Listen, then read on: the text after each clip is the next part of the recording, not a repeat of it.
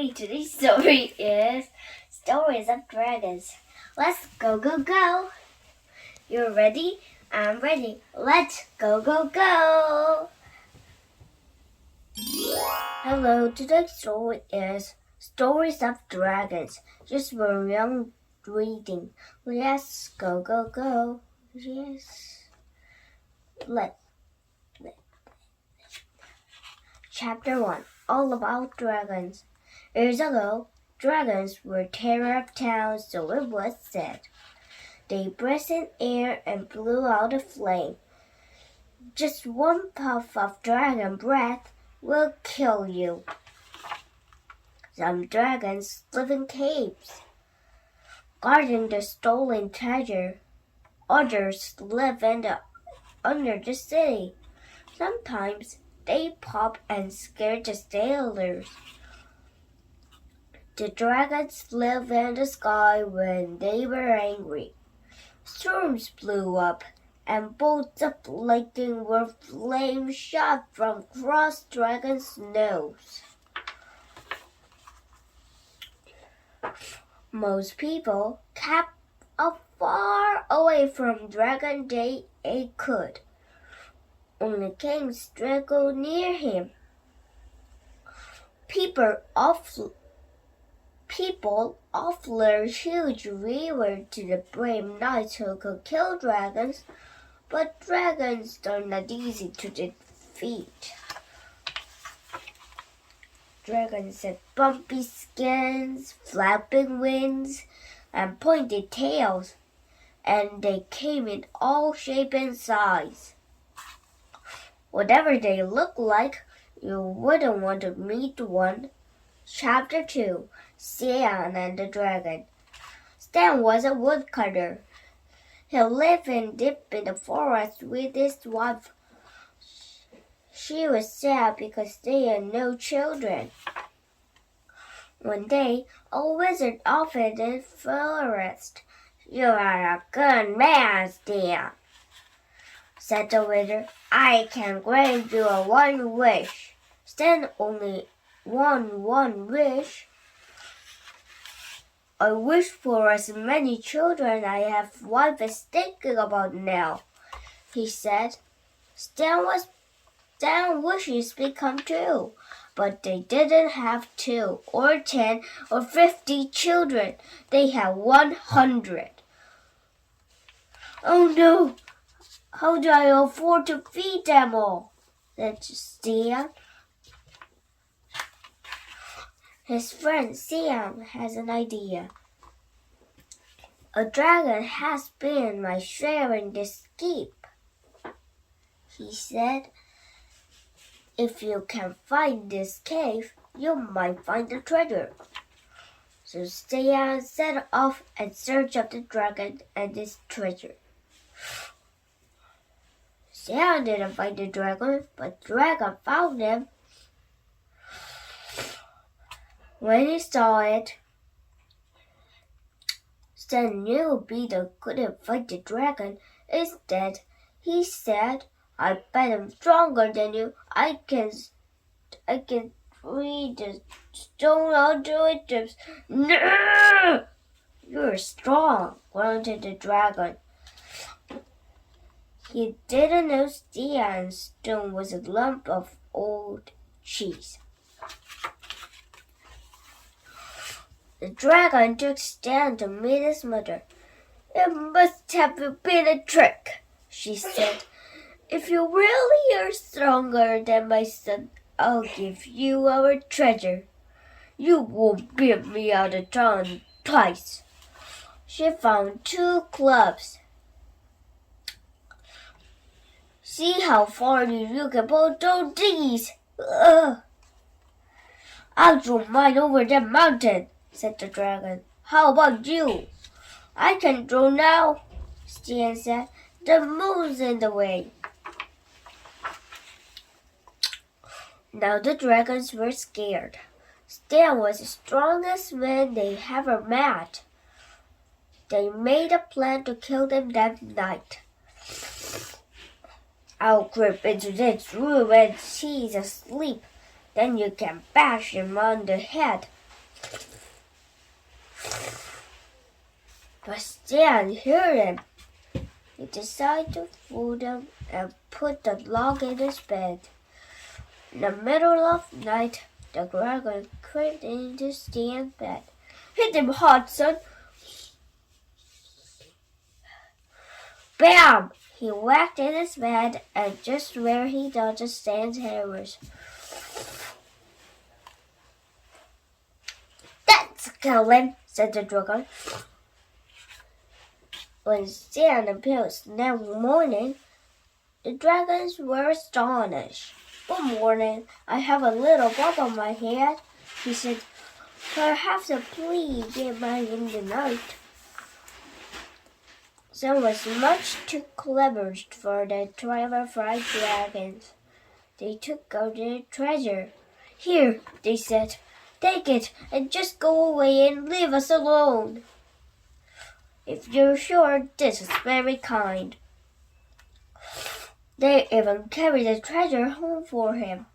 Stan had enough gold to buy a huge family and all the food they could eat.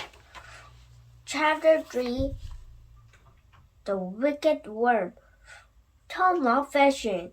Until the afternoon, he caught a worm instead of a fish. An old man had to see him.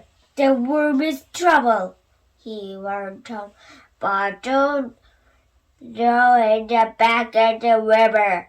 You'll only make things worse. You must get rid of it.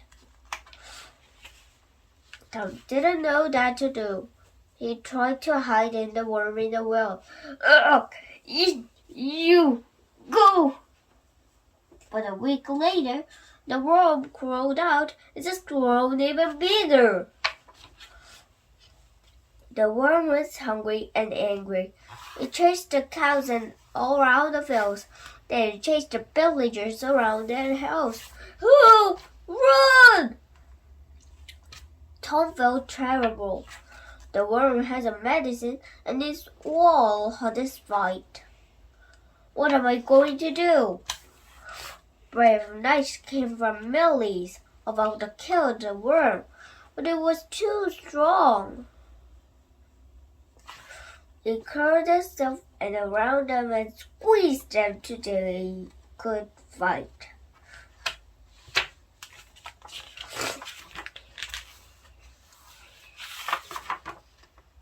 Finally, Tom went to see a wise woman and asked for help. You caught it. You must get rid of it, she told Tom. You could ask the village dragon for help. Tom wasn't sure about that. Dragons had never hurt anyone because ever left him alone. But Tom had no choice, so he dressed up like a brave, and at night he went to the bed and dragon for help. To his surprise, the dragon didn't scare it at all. What's wrong? Said Tom. I'm lonely, said the dragon replied. I have no friends. I know you can have 100. Tom told him, but you have two little fairies. Tom told the dragon about the worm. If you eat the worm, everyone in the village will be your friend, he said. I can't eat it, said the dragon. I'm a vegetarian. But I could scare it. It was so hot, and worm was swimming, and the dragon stood on the river bank and opened his mouth and roared. Yum! It cried. Supper! The worm looked one at the dragon and swam for its life. It was never seen again. Chapter 4 Victor saved the village. Victor made the best barrels in the country. He made best barrels because he used the best wood. He hewed it hard and the finest, the tallest, straightiest trees. This tree is just right. Oh, chop. He was always looking for the perfect tree, so he didn't always watch where it's going. One day, he tripped and fell into a cave. Try as he might, almost there. Victor couldn't climb out of the cave. Suddenly, he heard a deep growl, and there was something behind him. Victor looked. He wished he had it. Slurp. Tasty. Please don't eat me, Victor began. We won't, said one of the dragons. Not yet. We're going to sleep. Wake us up in the spring. Victor was stuck. Soon, he was bored as well.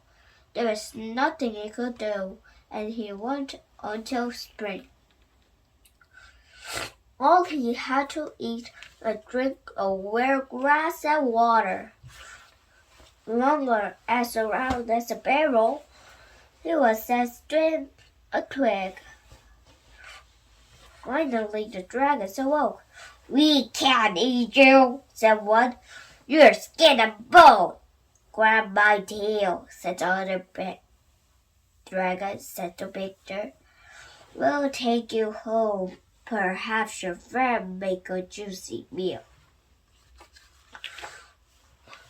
The villagers were amazed to Victor after so long, and they were so terrified to see the dragons. But before the dragons could bite anyone, Victor invited them a huge feast.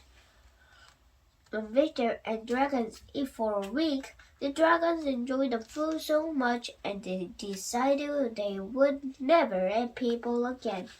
The villagers were very pleased to hear it, and they put up the statue of the Victor in Market Square.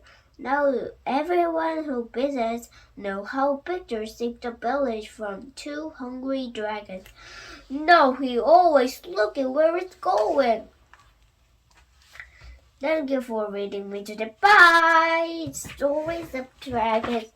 I choose one of these and you can find this book and read it. Bye! Bye! Have a great day!